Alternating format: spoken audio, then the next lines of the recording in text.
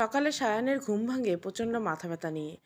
গতকাল যে রাব্বির বাসায় ঝামেলা বাঁধিয়েছে সেটা তার মনে পড়ছে না, কিন্তু এখানে কিভাবে এসেছে কিছুই মনে করতে পারছে না। মাথার রগ দীপ দীপ করে লাফাচ্ছে। প্রিয়া বারান্দা থেকে আসলে সায়ান চোর চোর চোখে তাকায়। প্রিয়া, আমার খুব মাথা ধরছে, আমাকে কফি দেওয়া যাবে? মাথা তো ধরবে, রাব্বি ভাইয়ের বাসা। তুমি যে পরিমাণ বমি করে ভাসিয়েছো, আগে প্রচুর পানি খাও।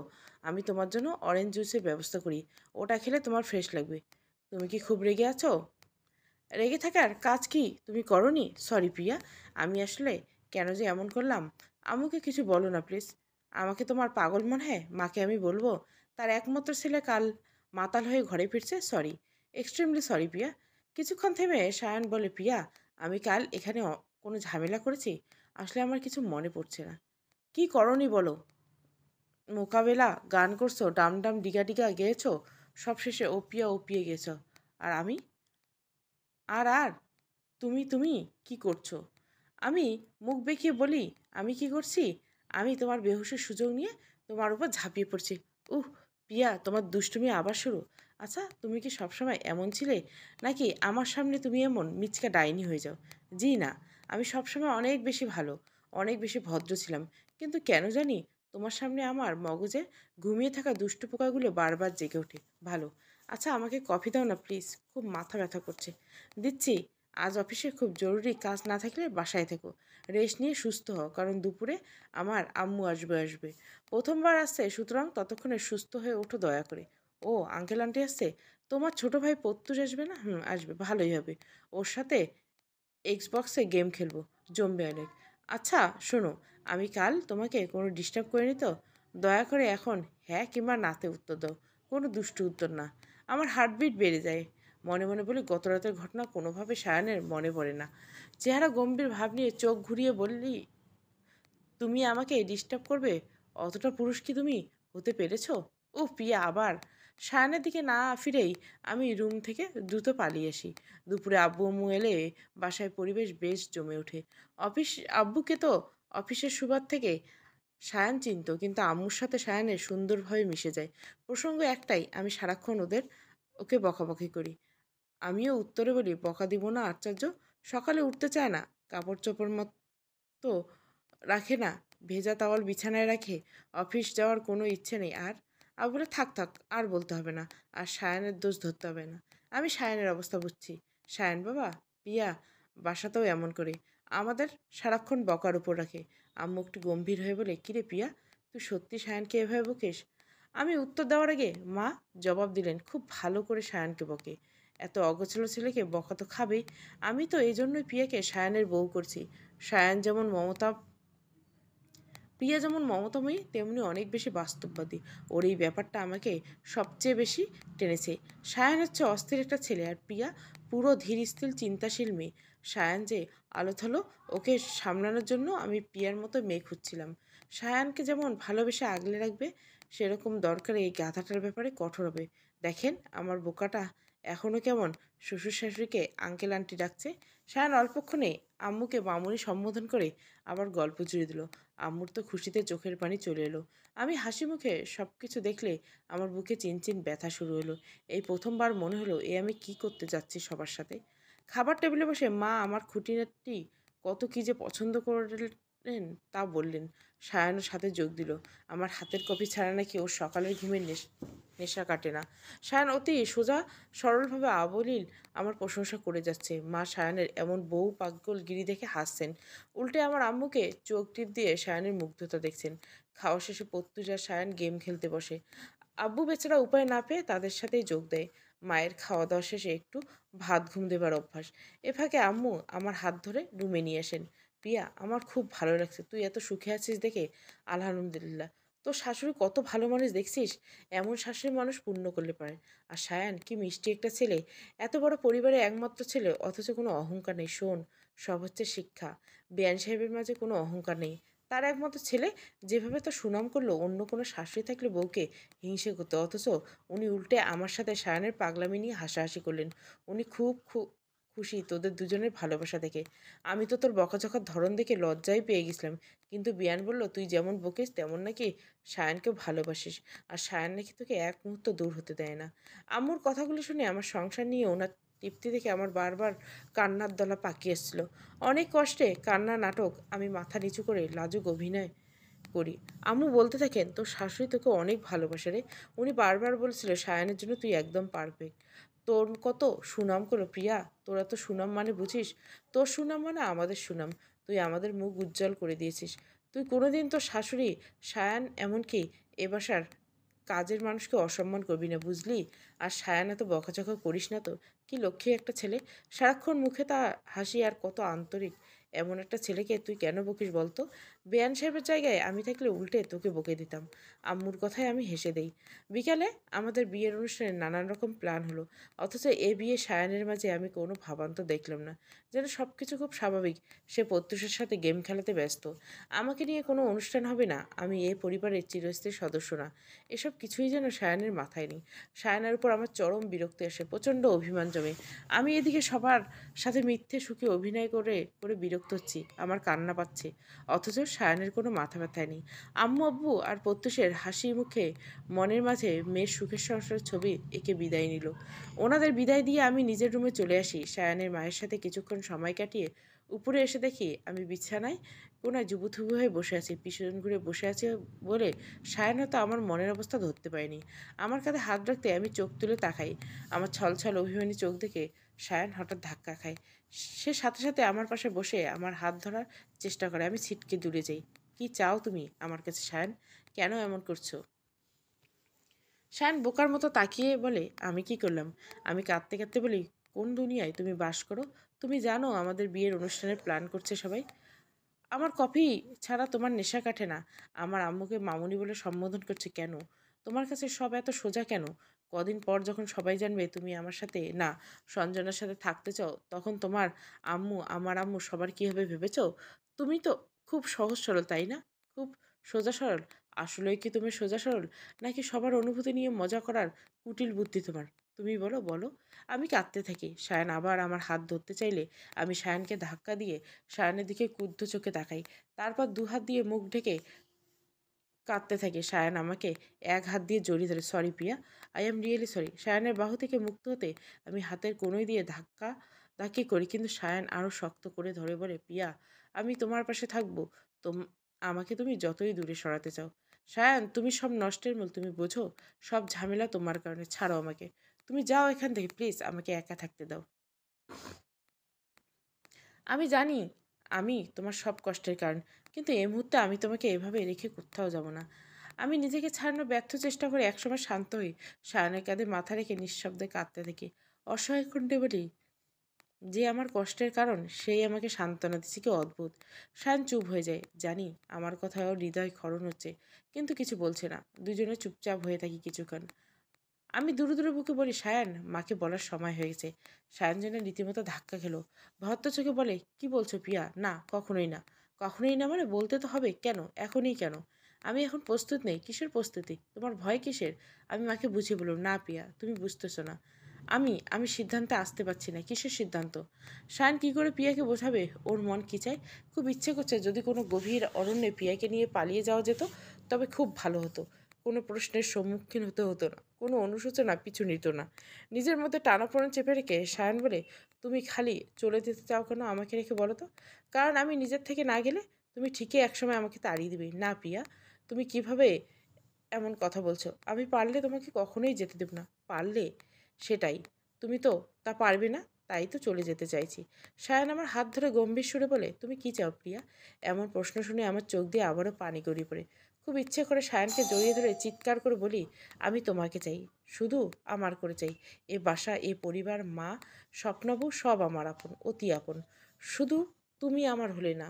আমার সব থেকেও আমি শূন্য হাতে আছি সায়ন। কিন্তু এর কিছুই সায়নকে বলতে পারি না। কি করে বলবো?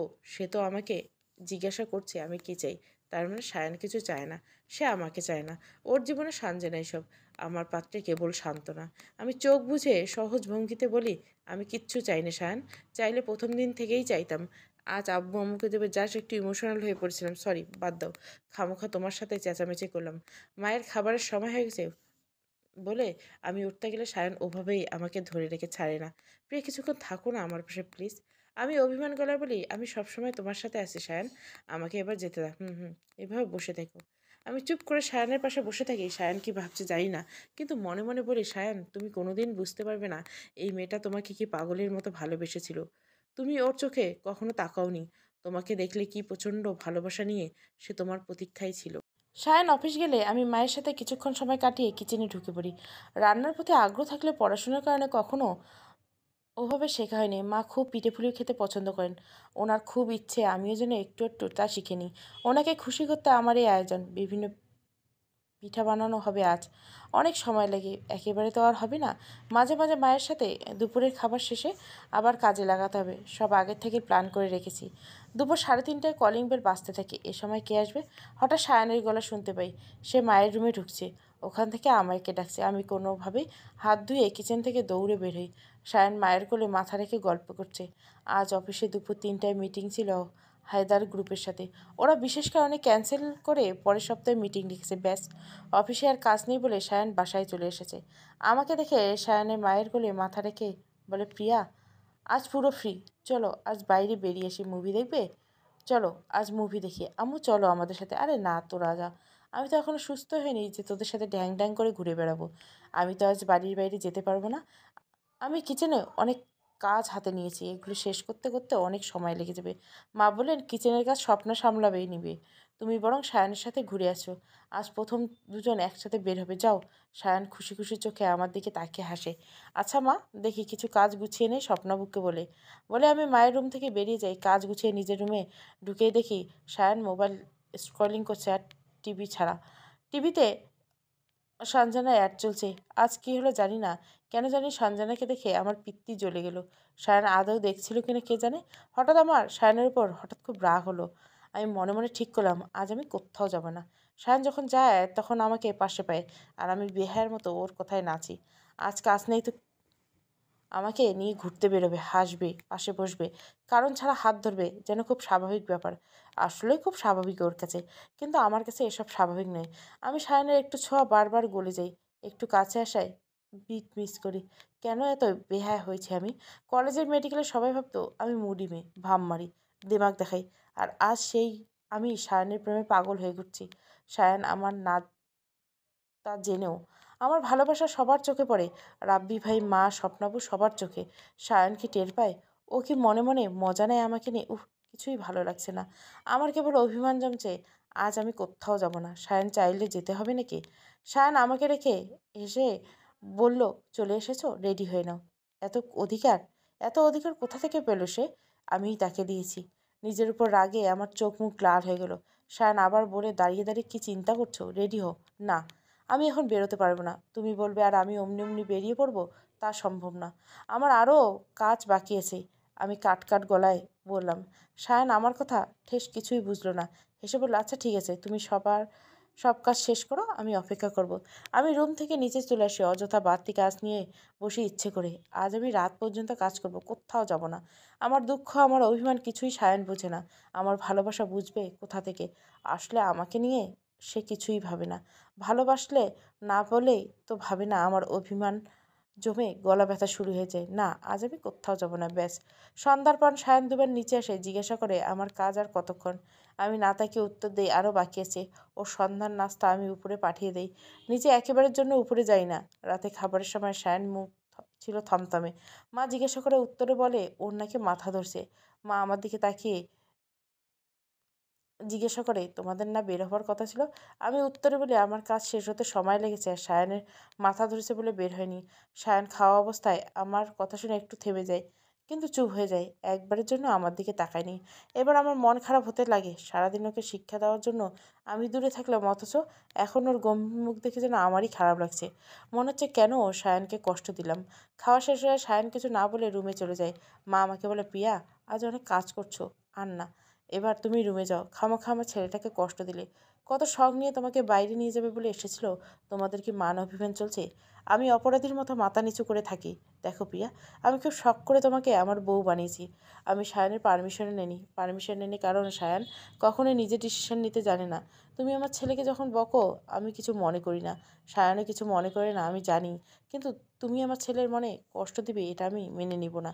সায়ান জেনে শুনে কারো মনে আঘাত দিতে জানে না, আর তোমার বেলা তো প্রশ্নই আসে না। তাহলে তুমি আজ এমন করলে কেন? আমি হাঁটু গেড়ে মায়ের কোলে কাছে বসি, কি উত্তর দিব বুঝি না। আমার চোখ দিয়ে দুফোঁটা জল গড়িয়ে পড়ে। মা আমার হাত গালে রেখে বলেন, সংসার করছো যখন মান অভিমান থাকবে। আমি বোধহয় বেশিই বলে ফেলেছি। আসলে মায়েরা সবসময় স্বার্থপর হয়। দেখো, আমি ঠিকই নিজের ছেলের পক্ষ নিলাম, তোমার দিকটা দেখলামই না। আমি হেসে মায়ের গালে ছোঁয়া, মায়ের হাতে চুমু খেয়ে বলি, না মা, আপনি ঠিক বলেছেন, আমি দোষ করছি। সায়ান কিছু জানে না, আমি দুঃখিত মা। আর এমন করবো না। যাও এখন সায়ানের কাছে যাও। ছেলেটা গাল ফুলিয়ে বসে আছে। আমি রুমে ঢুকে দেখি সায়ান টিভি দেখছে। দেখছে বললে ভুল হবে। রিমোট টিপে অনবরত চ্যানেল বদলাচ্ছে। নাকের ডগার লাল চুলগুলো এলোমেলো। সায়ানের পাশে বসতে ও উঠে বারান্দায় চলে যায়। কি অভিমান! একেবারে বাচ্চাদের মতো। আমি ওর পিছে পিছে বারান্দায় এসে ওর পাশে দোলনায় বসি। খুব রেগেছো? সায়ান নিশ্চুপ।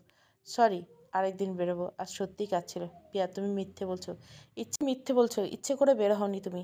চাইলেই পারতে। তুমি যে কাজগুলো করছো ওগুলি এমন কোনো জরুরি কাজ ছিল না।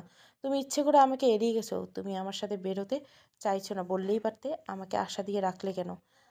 আমার মন ক্ষতবিক্ষত হতে লাগলো। আসলেই তো, আমি যাব না বললেই তো সায়ান আর আশা করে বসে থাকতো না। সায়ান তো আমাকে কোনো আশা দেয়নি। ও তো স্পষ্ট জানিয়েছে ও সাঞ্জনার। তবু আমি কেন আশা করে আছি? আমি কেন বারবার সায়ানকে নিজের মতো করে চাইছি? কেন আমি চাইছি সায়ান আমাকে ভালোবাসুক? আমার এলোমেলো চিন্তার মাঝে ছেদ করে সায়ান বলতে থাকে, কত প্রাণ করেছিলাম। বারবার মনে হচ্ছিল এই বুঝি তুমি আসবে, এই বুঝি আসবে, কিন্তু তুমি এলে না। তো একবারও আমাকে বলার প্রয়োজন মনে করলে না যে আশা করে বসে থেকো না, আমি যাব না? তুমি হঠাৎ এমন করলে কেন? আমার মনের অভিমান যেন আর মনের মধ্যে থেমে থাকে না। আমি সাথে সাথে বলে উঠি, সায়ান, তুমি আমাকে এত রাগ দেখাচ্ছ কেন? একদিন তোমার ইচ্ছে অনুযায়ী নাই বা চললাম। তুমি যেভাবে চাইবে সেভাবে সব হবে নাকি? এত অধিকার কেন দেখাও তুমি আমাকে? তুমি সাঞ্জনাকে ভালোবাসো এটা জেনেও আমি তোমার সাথে বন্ধুর মতো আছি।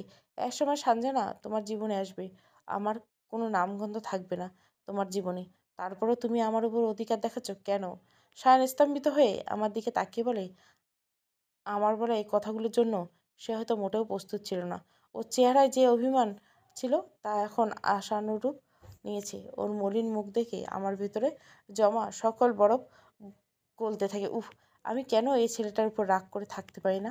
এই ছেলেটা আমাকে দিনে দিনে পাগল করে দিচ্ছে। আমি খুব স্বাভাবিক বলে বললাম, আচ্ছা বাদ দাও, খামাখা আমাকে নিয়ে মাথা ঘামাচ্ছ। তুমি বোধহয় অনেকদিন সানজানার সাথে কথা বলো না। বরং ওর সাথে কিছু সময় কথা বলে দেখবে, তোমার মন ভালো হয়ে যাবে। আমি এই ফাঁকে একটা শাওয়ার নিয়ে আসি। সায়ান এলোমেলো চুলগুলো আঙ্গুল দিয়ে আরও এলোমেলো করে বারান্দা থেকে আমি চলে আসি। প্রিয়া চলে যাবার পর সায়ান ওভাবে দোলনায় বসে থাকে। ইদানিং প্রিয়া প্রায় সায়নের চুলগুলো এলোমেলো করে দেয়। সায়নের বেশ ভালো লাগে। কিন্তু আজ প্রিয়ার কথাগুলো কারণে তার মন একেবারে বিধ্বস্ত হয়ে গেছে।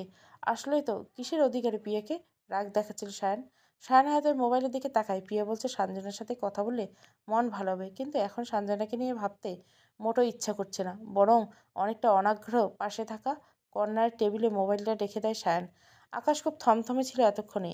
এখন ঝোড়ো হাওয়া বইতে শুরু করছে। খুব বেশি বাতাস হচ্ছে না, তবে খুব ধুলো উঠছে।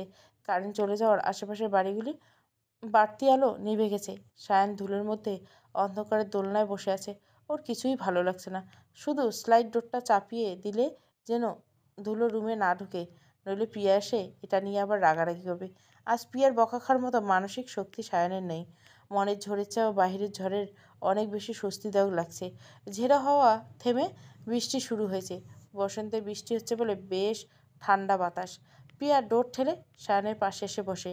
কেবল সায়ন নেওয়া ওর গা থেকে চমৎকার সতেজ সুবাস আসছে। সায়ন অজান্তে প্রিয়ার দিকে তাকায়।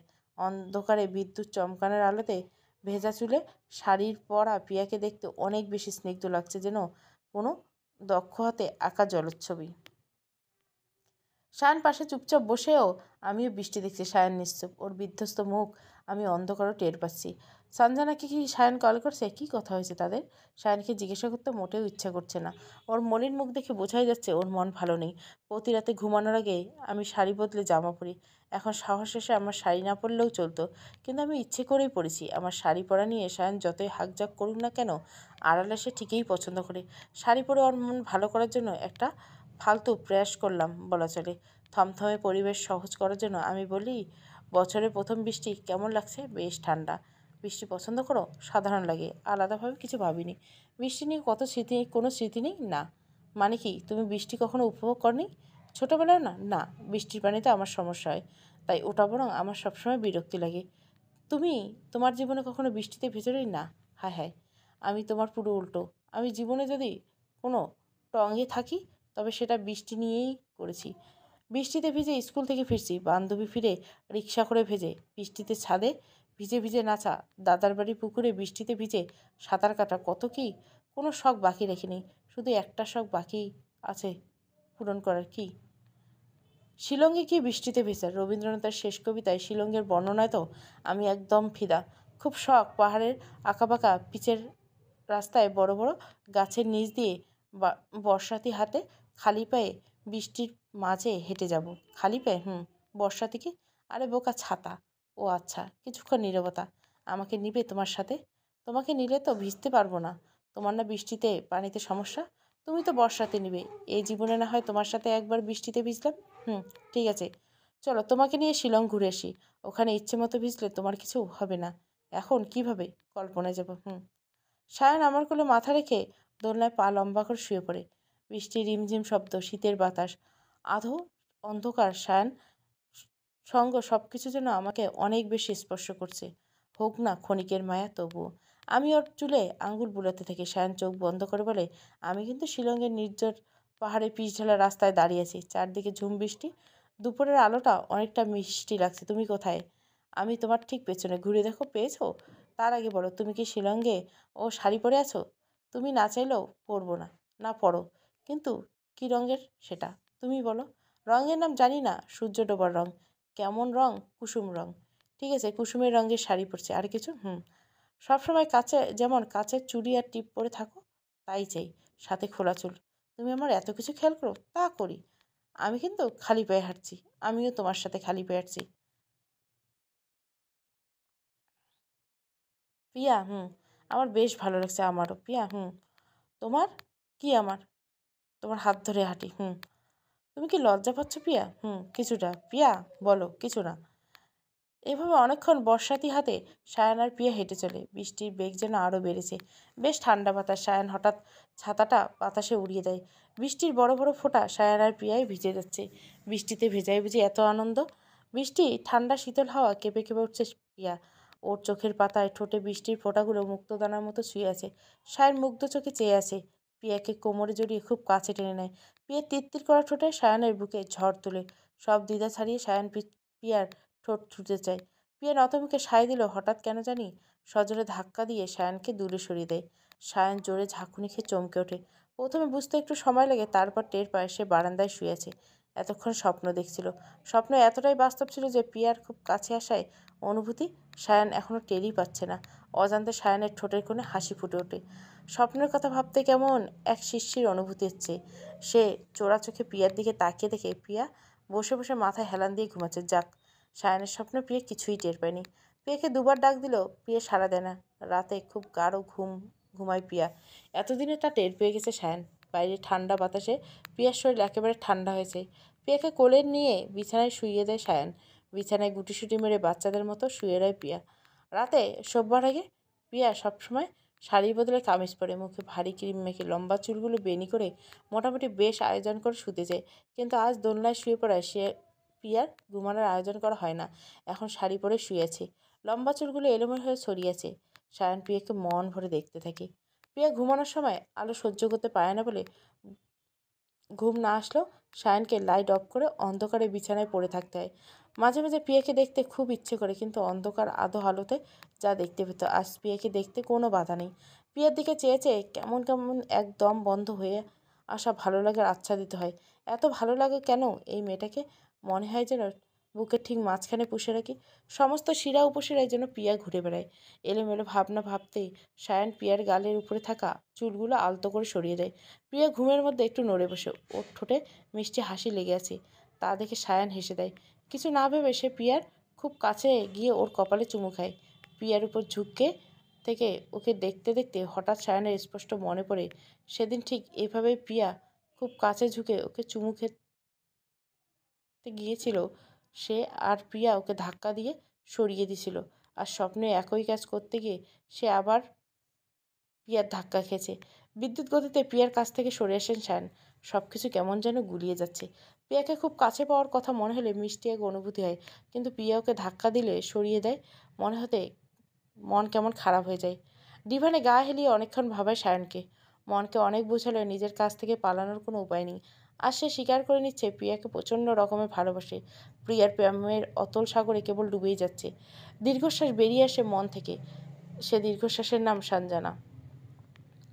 সকালে সায়নের মোবাইলে থেমে থেমে কিছুক্ষণ বাদে ভাইব্রেট হচ্ছে। আজ শুক্রবার বলে সায়ন একটু বেশি ঘুমায়।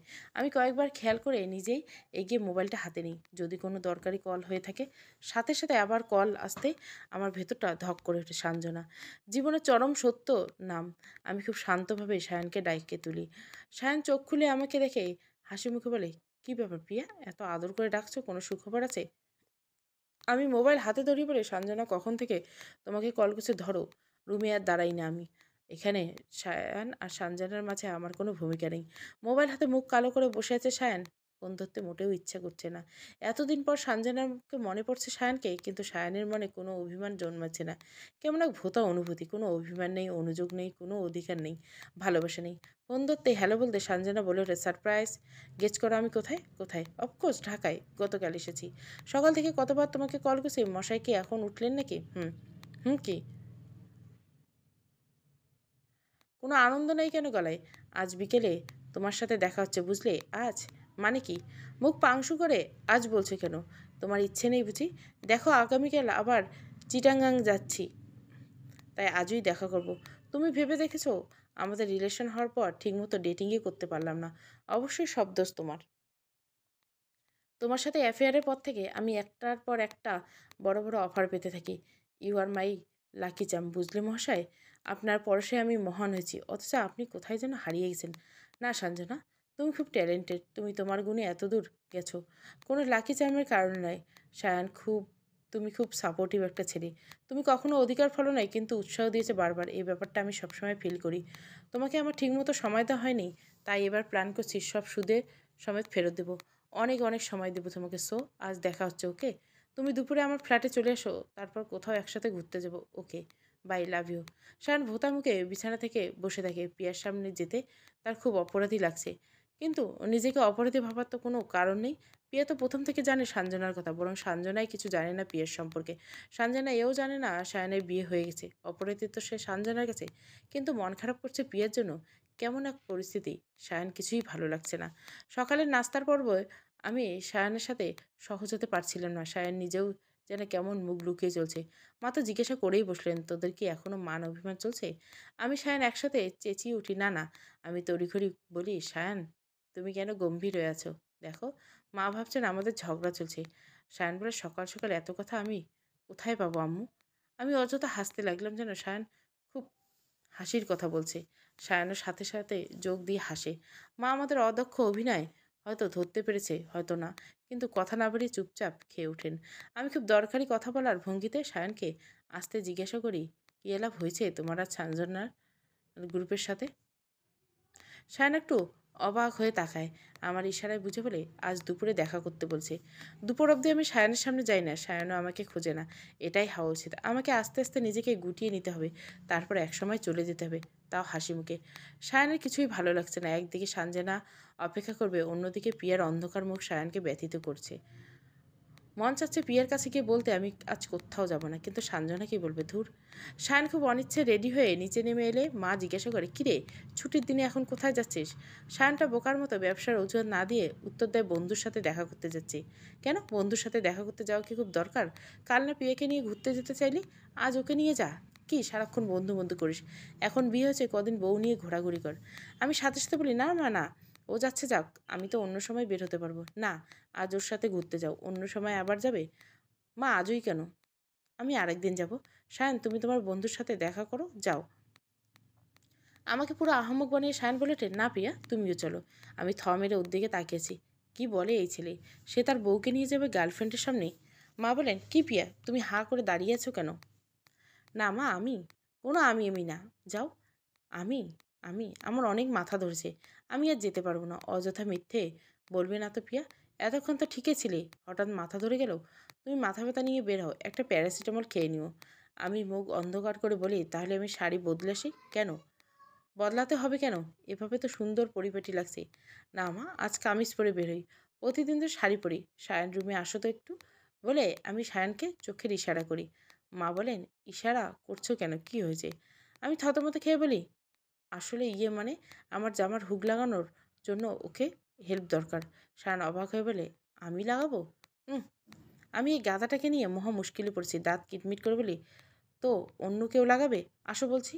শায়ন মনে হয় এখন বুঝতে পেরেছে। আমি কিছু না বলে চুপচাপ আমার পিছন পিছন রুমে ঢুকে বকা খাওয়ার জন্য প্রস্তুত ভঙ্গিতে শায়ন আমার সামনে এসে দাঁড়ায়। আমার আগে ফসফস করে বলি, এটা কি হলো? আমার কি বা করার ছিল? তোমার কখনো কিছু করার থাকে না। বিয়ে করার সময়ও তোমার কিছু করার ছিল না, এখন তোমার কিছু করার নেই। তুমি তোমার গার্লফ্রেন্ডের সাথে দেখা করতে যাবে, সাথে কাবিন করা বউ নিয়ে। তোমার মাথা ঠিক আছে? প্রিয়া, তুমি অনেক রেগে যাচ্ছ। রাগ করার যথেষ্ট কারণ নেই। তোমার লাইফে সব কিছুতে কেন তুমি আমাকে ইনভলভ করো? তুমি যখন সাঞ্জনাকে বিয়ে করবে তখন সাক্ষী কি আমাকে রাখবে? Please give me space Sayan. আমার দম বন্ধ লাগে। সায়ান আহত চোখে আমার দিকে তাকায়। তুমি আমাকে কি পরিচয় দিবে বলো? সায়ানকে দেখে মনে হচ্ছে পড়া না পারার অপরাধে শিক্ষকের কাছে বকা দেওয়া। কি হলো, উত্তর দিচ্ছ না কেন? সায়ান বলে, থাক, আজ তাইলে বের হবো না। এই ছেলেটা নিজস্ব কোনো মতামত নেই, নিজের থেকে কিছুই চিন্তা করতে পারে না। সায়ান, তুমি তোমার গার্লফ্রেন্ডের সাথে দেখা করতে যাচ্ছ, আমার বকা খেয়ে যাবে না কেন বলছো? সত্যি কথা কি করে আমার এত ঝামেলা করে যেতে ইচ্ছে করছে না, বাদ দাও। এত প্যারা ভালো লাগে না জীবনে। ওর চেহারা থেকে আবার আমার সেই চড়াচড়ি তো মায়া লাগে। আল্লাহ, এ ছেলের উপর কি আমি কোনোদিন রাগ করতে পারবো না? আচ্ছা চলো, আমি যাচ্ছি। তুমি সাঞ্জনাকে বলবে আমি তোমার কাজিন, ঢাকায় ঘুরতে এসেছি। পারবে বলতে? হুম। এবার চলো। আমি শাড়ি বদলে ইচ্ছা করে কামিজ পরলাম। শাড়ি পরে সায়ানের সাথে বের হলে সাঞ্জনা অবশ্যই কিছু একটা আঁচ করতে ফেলবে। সায়ান খুব ফুরফুরে মনে গাড়ি স্টার্ট দিল, যেন টেনশনের সকল দায়ভার আমার। আমার নিজেরই পাগল পাগল লাগছে। আমি কি করছি আমি নিজেও জানি না। সায়ান আজ সাঞ্জনার সাথে দেখা করবে, এটা যেন আমাকে সহ্য করতেই পারছি না। তেমনি সায়ান আর সাঞ্জনার মাঝে আমি তৃতীয় পক্ষ হয়ে বসে থাকবো, এটাও বিরক্তিকর লাগছে। একটা ব্যাপার আমি খেয়াল করলাম, আমি নিজেকে খুব বুদ্ধিমতী আর সায়ানকে বোকা ভাবি। কিন্তু কেন জানি না আমি এই বোকা ছেলেটার ইচ্ছে মতোই চলি। ও আমাকে যেভাবে নাচায়, আমি ভাব দেখাই না, কেন জানি ওর ইশারাতেই নাচি। গাড়িতে উঠে বললাম, তোমার বিরক্ত লাগছে না আমাকে তোমার সাথে নিয়ে? সায়ন বলল, কেন জানি না ভালোই লাগছে, বরং ভালোই লাগছে। সায়ন, তুমি তোমার প্রেমিকের সাথে দেখা করতে যাচ্ছ, তাও আবার এতদিন পর। সেখানে আমি হলাম কাবাম্মে হাড্ডি। আমাকে তুমি কোথাও নামিয়ে দিয়ে যাও। আমার নিজেরই বিরক্ত লাগছে। আহা, এত ভেবো না তো, চলো। শোনো, সাঞ্জনা এটা কোনোভাবেই মেনে নিবে না। আমি তোমার গার্লফ্রেন্ড হলে কখনোই ডেটের মাঝে হাড্ডি নিয়ে ঘোরা পছন্দ করতাম না। গাড়ি চালাতে চালাতে সায়ান হেসে বলে, তাই বুঝি? তুমি তোমার হাজবেন্ড তার গার্লফ্রেন্ডের সাথে দেখা করতে দিচ্ছ, কিন্তু বয়ফ্রেন্ডের হাড্ডি সহ ডেটে যাবে না? অদ্ভুত মেয়ে তুমি। আমি মুখ ঘুরিয়ে জানলা দিয়ে বাইরে তাকিয়ে থাকি। আমি কি বলবো, আসলেই তো অদ্ভুত মানুষ আমি। আমি কেন এমন করছি আমি নিজেও জানি না। কেন আমি সায়ানকে ফেলে যেতে পারি না? কেন আমি আগের আমলের অল্প সিনেমার মতো গাধি সেজে নিজের জামাইকে অন্যের হাতে তুলে দিচ্ছি? আমার পার্সোনালিটি নিয়ে আমার নিজেরই অবাক লাগে। এত হ্যাংলা কেন আমি? কেনই বা ওর উপর রাগ করি না, কষ্ট পাই না?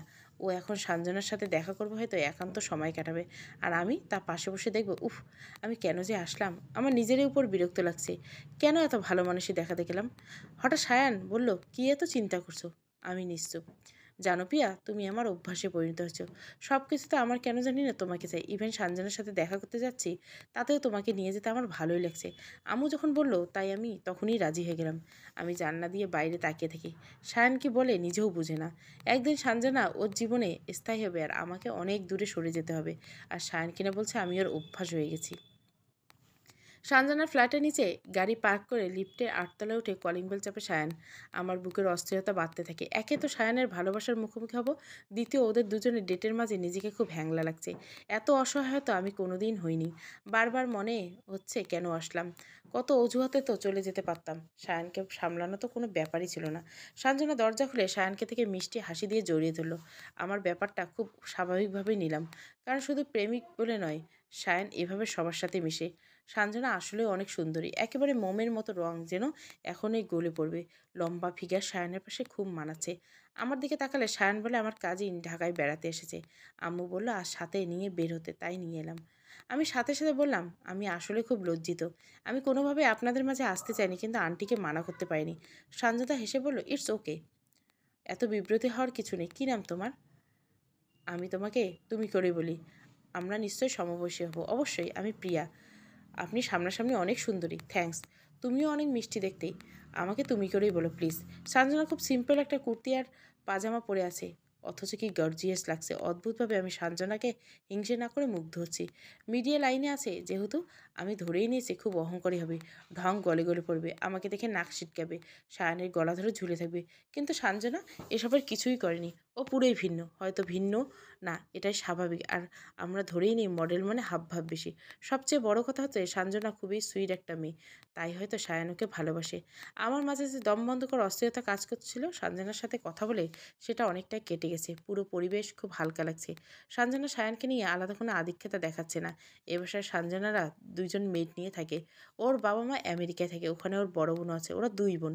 ভাই কানাডায় সেটেল, সাঞ্জনা সবার ছোট।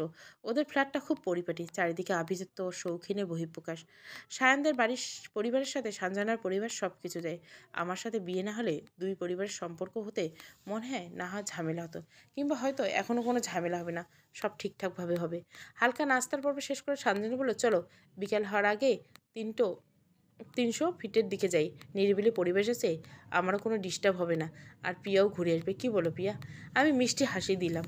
প্রিয়া, তুমি আমার গেস্ট, আজ তোমাকে রাতে আমি ট্রিট দেবো, ওকে? আমি আবারও হাসলাম। আমার এছাড়া কিছু করার নেই। প্রথমে ধাক্কা খেলাম যখন গাড়িতে সাঞ্জনা সায়ানের পাশে বসলো। সায়ানের পাশে সাঞ্জনা বসবে এটাই হওয়ার কথা ছিল, কিন্তু আমি হয়তো প্রস্তুত ছিলাম না। তবু মুখে হাসি এনে আমি পেছনে বসলাম। মিথ্যে অভিনয়, আমি এখন বেশ পটু হয়ে গেছি। গাড়ি স্টার্ট দেওয়ার পর সায়ান যখন সাঞ্জনাকে পাশের সিটে আবিষ্কার করলো, তখন রীতিমতো ধাক্কা খেলো। সাথে সাথে পিছনে তাকিয়ে দেখে প্রিয়া হাসি মুখে পিছনে বসে আছে। প্রিয়ার ঠোঁটের কোণে মিষ্টি হাসি সায়ানের বুকে যেন তীরের মতো বিঁধল। প্রিয়াকে জোর করে এনে যে কত বড় ভুল করছে তা এখন সায়ান হাড়ে হাড়ে টের পাচ্ছে।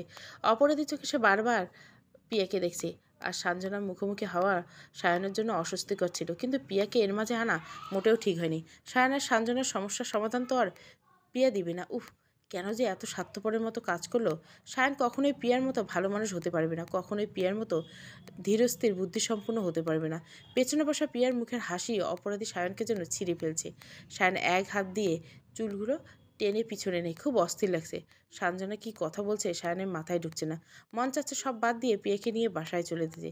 সাঞ্জনা বেশ স্বতঃস্ফূর্তভাবে সায়ানের সাথে গল্প করছে। বেশিরভাগ ওর কাজের অভিজ্ঞতা, নতুন কী সব কাজ করবে সেসব পরিকল্পনার কথা।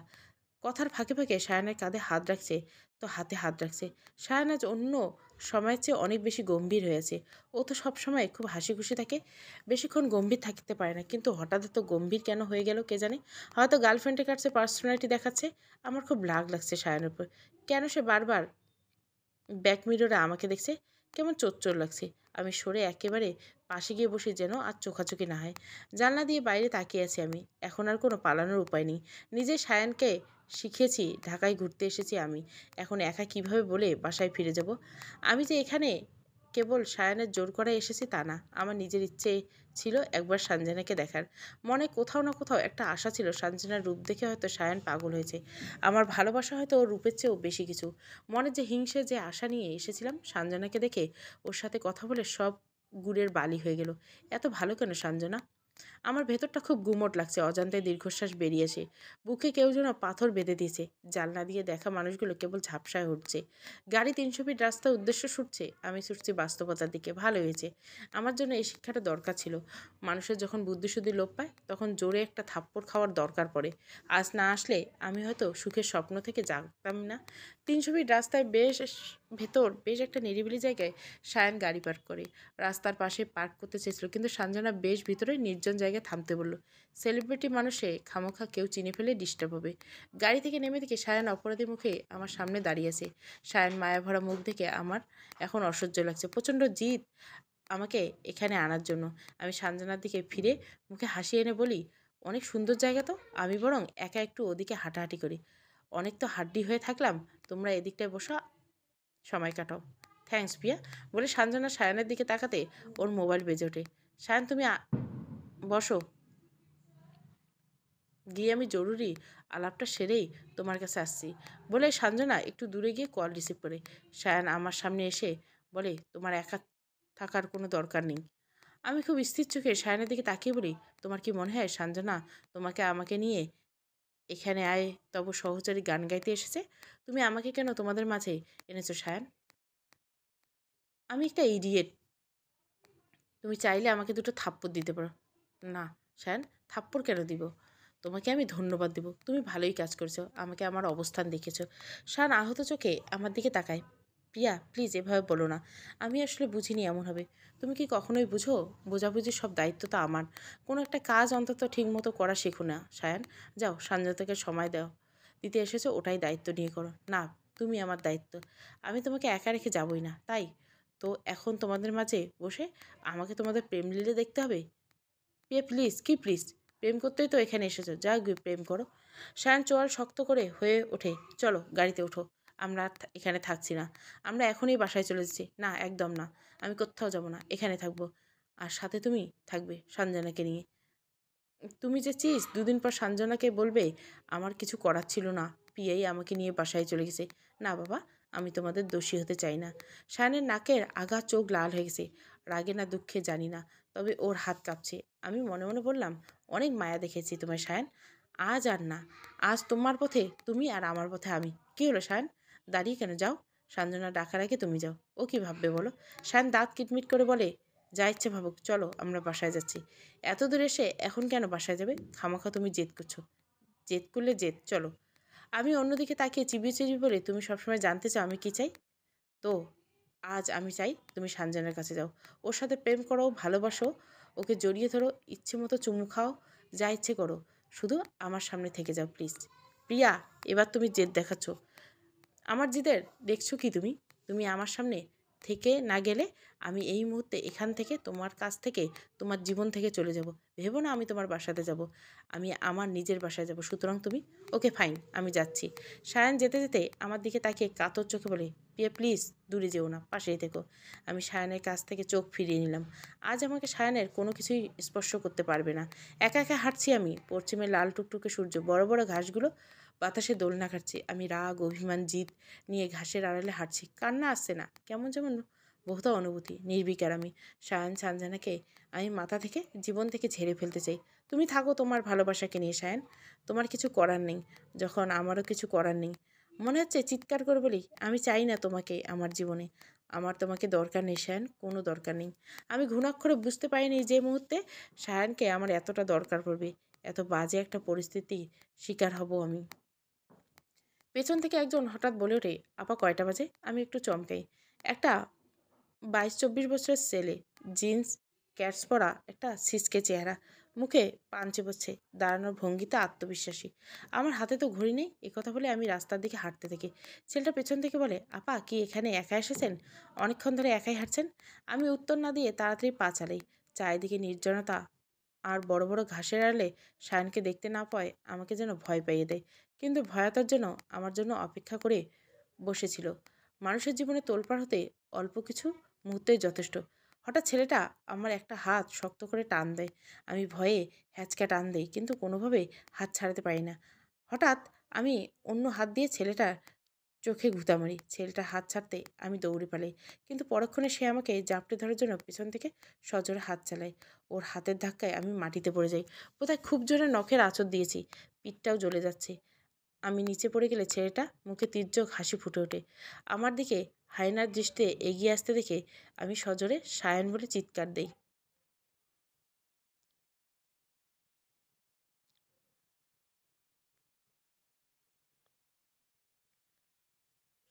শুধু আমারই। গল্পটা ভালো লাগলে অবশ্যই লাইক শেয়ার এবং সাবস্ক্রাইব করবেন। Thank you for watching. এটা দ্বিতীয় পর্ব।